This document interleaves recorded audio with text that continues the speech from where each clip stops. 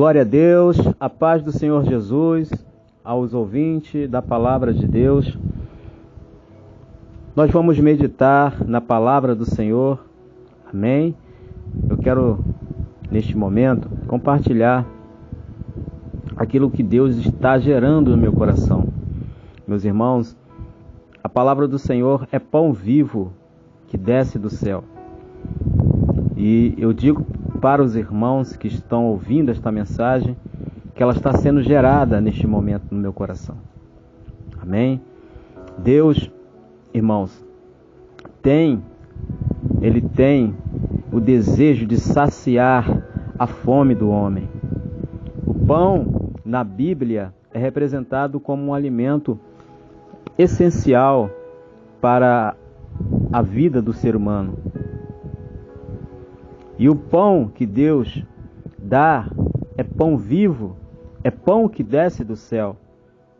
Certa feita, os judeus falaram ou pediram a Jesus um sinal, porque Moisés dava a eles um pão que descia do céu, mas o pão que Moisés dava era Deus que enviava. Mas o pão que Deus enviava na época de Moisés era a comida perecível. E Jesus disse: o verdadeiro pão que desce do céu sou eu. E eles não entenderam. E a palavra de Deus, esta palavra que jorra para a vida eterna, ela é pão, ela também é água, e água viva. Meu querido, eu quero compartilhar com você, nesta oportunidade, um versículo que está no Evangelho segundo escreveu João. O último Evangelho a ser escrito. João, percebendo que as verdades do Evangelho de Marcos, Lucas e Mateus estavam sendo esquecidas, ele resolve escrever, relatar o que ele vivenciou com Jesus, pois João era o apóstolo, era o amado discípulo que conviveu com Jesus. E ele, relatando o seu evangelho, ele disse que o que ele escreveu era tido como sinais para que quem lesse, cresce que Jesus é o Filho de Deus. E João começa esse evangelho do princípio de todas as coisas, do princípio. Ele fala: no princípio era o verbo. E o texto, ou o versículo que eu quero compartilhar com você nesta noite, ou neste momento, eu não vou aqui marcar a hora ou o tempo, talvez você abra este áudio no início de dia ou na tarde, mas veja bem, a palavra de Deus ela é viva, e a hora que você abrir, ela surte efeito se você crer. Jesus, no capítulo 15 do Evangelho de João, no versículo 23, ele relata a seguinte mensagem. Ele diz assim: aquele que me odeia, odeia também a meu Pai. Aquele que odeia a mim, odeia também a Deus. Jesus falando com os seus discípulos. É bom lembrar que Jesus aqui estava falando só com os seus discípulos, seus 12 discípulos. Amém? Vamos orar para a gente, em nome de Jesus, receber de Deus esse pão que está descendo neste momento. Senhor, meu Deus e meu Pai, no nome de Jesus, há poder na Tua palavra, há poder em Ti, meu Pai. Senhor, neste momento de, ó Deus amado, de pregação, onde a Tua palavra será aqui, Senhor, pregada, meu Deus, dá-nos entendimento, meu Deus, daquilo que o Senhor quer, meu Deus, fazer em nós, meu Pai. Daquilo, meu Deus, que precisamos, Pai querido, receber de Ti. Meu Deus, a nossa alma, meu Deus, tem fome do Senhor, deste pão vivo que desce do céu. Pai querido, fica conosco ao decorrer desta mensagem. nós te pedimos, nós te suplicamos, no nome do teu Filho Jesus. Amém e amém. Veja bem, meus irmãos, nós, como estávamos dizendo, Jesus, ele está falando aqui para os seus discípulos. Jesus teve uma jornada muito linda no seu ministério. Ele atendeu todas as pessoas que vieram até ele. Ele não dispensava de mão vazia. Todos que chegavam perto de Jesus, que procuravam Jesus, com fé, recebiam da parte de Deus. Porque Jesus era o próprio Deus representado na figura, na pessoa do ser humano. E Jesus, na sua jornada, ele foi preparando discípulos para dar prosseguimento à sua obra. Mas, do meio da multidão, ele tira alguns para ensinar a parte. A gente vê Jesus separando. Ele separou 70, separou depois 12, depois ele separou 500 ali para receberem o Espírito, mas não ficaram todos. Esta é outra mensagem, mas o que eu quero trazer aqui é que Jesus já tinha fechado a agenda para o público e agora ele estava tratando só com os discípulos. Ele estava com os 12 ali juntos, preparando a sua ida, e ele, certa vez, relata João, fala para os discípulos que eles deveriam permanecer. Capítulo 15 fala disso. Eles deveriam permanecer nele. E Jesus dá aqui aos discípulos alguns caminhos que eles deveriam traçar para que eles pudessem ter êxito na sua missão. Jesus fala que eles deveriam permanecer,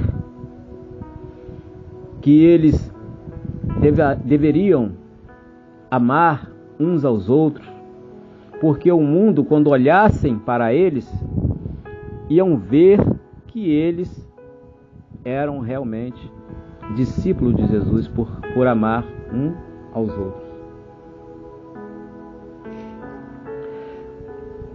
E Jesus, tratando com os seus discípulos, ele fala que o mundo, o sistema que rege o mundo,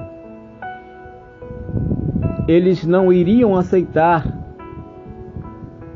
os discípulos, aqueles que seguiam a Jesus, aqueles que queriam traçar as mesmas pegadas de Jesus, eles iriam ser rejeitados. Muitas vezes ia ser rejeitado. É claro que nem todos iam rejeitar, mas a maioria. Jesus disse que ele foi rejeitado. E quando acontecesse com eles, para que eles não ficassem chateados não, porque o discípulo não é maior do que o mestre. Se rejeitar o mestre, certamente vão rejeitar também o discípulo, porque está traçando o mesmo caminho que Jesus traçou. No versículo 23, Jesus fala aqui abertamente e fala assim: aquele que me odeia, odeia também a meu Pai que me enviou. As pessoas, quando olhavam para Jesus, viam ali a figura de um ser humano. As pessoas que olhavam para Jesus de uma maneira natural não viam muita coisa. O próprio Isaías profetizara sobre Jesus que ele não tinha parecer, não tinha beleza. E agora as pessoas não tinham assim atração pela figura de Jesus, o Jesus humano. Mas quem se aproximava de Jesus, o Jesus Filho de Deus, o Rei da linhagem de Davi, esses viam que Jesus era Deus. Mas veja bem, todos aqueles que não creram, não acreditavam na pessoa de Jesus como um Deus, viam ali um ser humano. Mas Jesus, toda vez que abria sua boca, ele representava os céus. Ele falava da parte de Deus. Ele falava o que Deus queria que ele falasse. Jesus tinha um ministério profético, ele era profeta. Além de ser sacerdote, além de ser profeta, também juiz, vai ser juiz. Ele é advogado, mas ele vai receber esse título de juiz no final. Mas veja bem, meus irmãos, e ele fala assim: aquele que me odeia, odeia também o meu Pai. Por que ele está falando isso? Porque ele representava a figura de Deus aqui na terra, como ser humano. E as pessoas não aceitavam. Aqueles que eram natural não aceitavam. Porque Jesus, quando abria sua boca, ele falava: eu sou filho do Altíssimo, eu sou filho de Deus. E as pessoas naturais não entendiam e falavam: olha que mentido, não tem parecer, não tem formosura nenhuma e fala que é filho de Deus. Tinha gente que queria até apedrejar ele, odiava Jesus. E Jesus fala: aquele que me odeia também odeia a meu Pai. Não são da verdade. E Jesus está falando para os discípulos isto. E eu trago, meu irmão, para os nossos dias, a missão que nos foi repassada. Você se assemelha com a figura de Jesus nessa questão de que o mundo vos odiará, ou o mundo te odeia? O mundo não tem muita atração pela sua pessoa? Não é assim que a gente convive, irmãos, com esse sistema? As pessoas não olham para a gente com bons olhos. Por quê? Porque você reflete a imagem de Deus. Assim como Jesus refletia a imagem do Pai, você reflete a imagem de Deus, e logo aqueles que não são da verdade te odeiam. E Jesus preparou os discípulos: olha, não fique chateado. Aqueles que odeiam a mim vão odiar vocês também. É o sistema, meu irmão. Jesus estava preparando os discípulos para a jornada. Meu querido, minha querida, a jornada é dura. Às vezes, a gente nos sentimos rejeitado.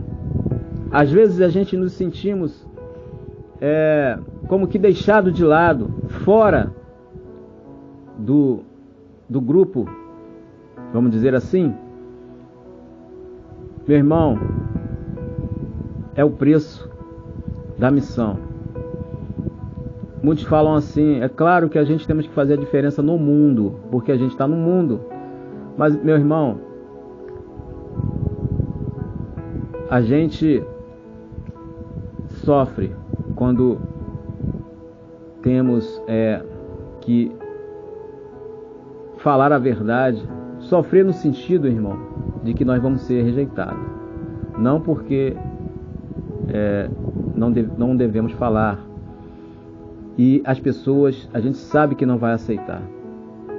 Porque a gente vai bater de frente, a gente vai ser excluído, a gente vai ser deixado para trás, a gente vai ser deixado de lado. E a gente sofre. O mundo nos odeia porque a verdade, ela está em nossos lábios. Mas, querido, Jesus, ele nos preparou para isso. Talvez você esteja sendo excluído ou deixado de lado lá no seu trabalho. Às vezes, lá na nossa repartição, as pessoas têm comunhão e eles fazem questão de te deixar de lado porque você é da verdade. E aí você é deixado de lado. Jesus falou isso. O mundo vos odeia. Mas se ele te odeia, que você que tem a verdade nos lábios, ele também odeia Deus. E quem odeia Deus não vai estar lá para estar perto de Deus, porque odeia aquele que reflete a imagem de Deus, também odeia Deus. As pessoas não conseguem entender. As pessoas natural não conseguem entender quando você fala da parte de Deus, fala que é escolhido por Deus. As pessoas não conseguem entender isso, meu irmão, minha irmã. Isso Jesus falou. Mas veja bem, meu irmão. Paulo falou assim: tenho por certo que as aflições, as rejeições do presente século não se compara com a glória que há de ser manifesta nos filhos de Deus. As pessoas naturais não entendem. Quando você fala da parte de Deus, quando você representa Deus, eles não querem que você seja um representante de Deus. E o grande milagre está aí. É eles crer em Deus através da sua mensagem. Você e eu, que somos pessoas falhas, fracas, falhamos como eles. No entanto, nós reconhecemos a nossa falha, o nosso erro. Estamos sempre pedindo perdão a Deus, pedindo uma chance a Deus. E eles não percebem que o grande milagre está aí. Acreditar na mensagem que eu trago, na mensagem que vocês trazem, para que eles possam ser libertos. O grande milagre é esse. Os anjos queriam pregar, mas Deus não deixou. Os anjos prescrutaram em pregar esse evangelho eterno. Mas Deus falou assim: não, deixa que os homens preguem, porque aí sim vai ser justiça, porque eles vão crer um no outro. Eles são falhos, mas se ele crer na minha mensagem na boca do outro, eu vou aceitar a conversão deles. Se o anjo pregasse, meu irmão, não tinha arrependimento, não tinha perdão, melhor dizendo. Se ele pregasse para a gente e a gente não aceitasse, nós éramos fulminados, porque a mensagem do anjo tem que ser aceita. Todos aqueles que não aceitaram sofreram consequências, né? Zacarias ficou mudo quando o anjo pregou para ele e ele não acreditou de pronto, né? E a gente sabe que o anjo, ele é a justiça de Deus também. Mas, querido, eu quero terminar essa mensagem dizendo para você: não fique triste, não desanime, porque o mundo vos odeia, o mundo tem rejeitado você. Rejeitou a Jesus, também vai rejeitar você. Você e eu não somos maior do que o Mestre. Há uma glória proposta para você e para mim no final da carreira. Paulo disse: combati o bom combate, guardei a fé, cerrei a carreira e guardei a fé. Meu querido, minha querida, combata o bom combate. O mundo vos odeia, odiou a Cristo primeiro. Saiba disso. Vamos orar? Em nome de Jesus. Pai querido, eu quero entregar nas tuas mãos essa mensagem. Meu Deus, fica conosco ao decorrer deste dia. Em nome de Jesus, Pai, toma esse servo, essa serva que está passando tribulação, perseguição, meu Deus, fortalece o coração dele. Nós te pedimos, nós te agradecemos, em nome de Jesus. Amém. Amém. Até a próxima, meu irmão, querendo Deus.